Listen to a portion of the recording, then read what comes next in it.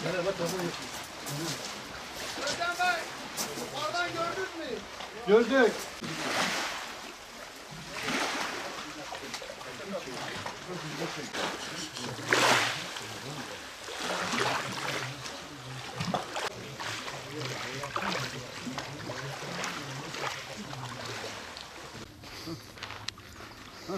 Suya batır, suya batır. Suya batır. İsrail balığı. Çek. Yavaş yavaş, ağır ağır, ağır ağır. Yavaş yavaş çek. Çek, İsrail balığı kaçmasın.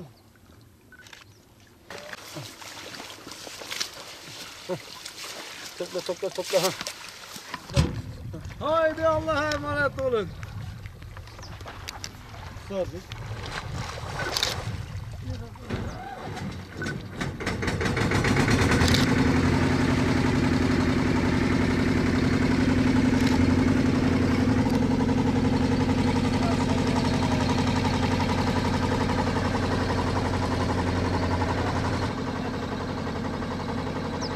Evet, Van Gölü 3712 kilometrelik yüzey alanıyla beraber Marmara Denizi'nin 1/3 büyüklüğünde devasa bir ekosistem.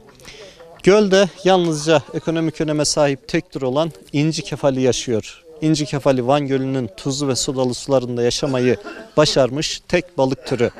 Aslında inci kefali insanların geçim kaynağı olduğu kadar gizli bir başarı öyküsünde barındırıyor. 2000'li yıllarda inci kefali yok olma noktasına geldi. Bugün para hırsıyla hareket eden insanoğlunun karşısında artık hiçbir canlının şansı yok. Bugün dünyada her 13 dakikada bir canlı türü bir daha geri dönmemek üzere yok oluyor. İşte inci kefali 2000'li yıllarda yok olma noktasından dönerek bugün bölgede 14.000 tane insanın geçim kapısı, ekmek kapısı haline gelmiş bir doğal kaynak. İşte bu noktada Profesör Doktor Mustafa Sarı'dan bahsetmemiz gerekiyor.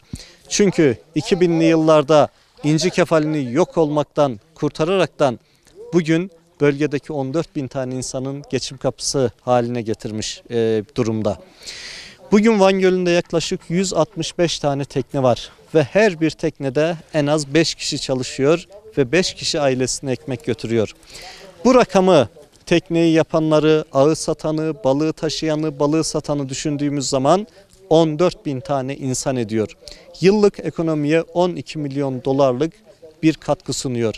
Yani ekonomide bir kalem mal düşünün ki yıllık tek kuruş yatırım yapmıyorsunuz ve her yıl 14.000 tane insanı o alanda istihdam ediyorsunuz.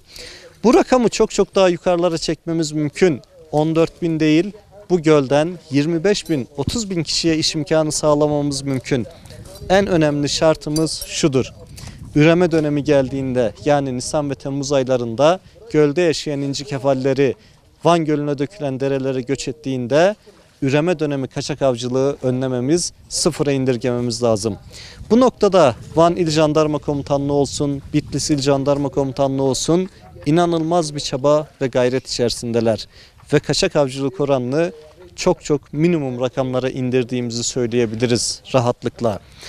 Burada balıkçılık desteklenmeli. Balıkçılara verdiğimiz desteği çok daha arttırmalıyız. Çünkü bugünkü Van Gölü'ndeki stok yaklaşık 50.000 ton civarı bir stok olduğunu tahmin ediyoruz.